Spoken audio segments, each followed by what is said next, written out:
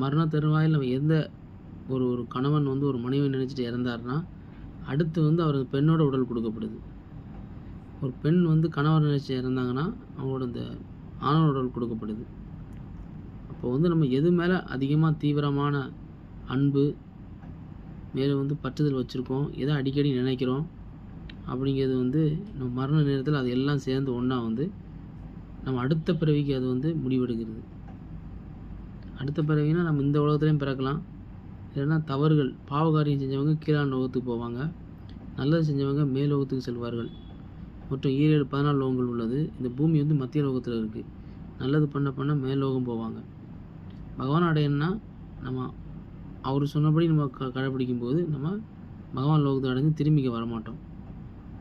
ஏன்னா நம்ம இந்த பிறந்து திரும்ப பிறப்பு இறப்பு இதில் மாட்டி கஷ்டப்படுவோம். மேலும் பகவத்கீதையில் பகவான்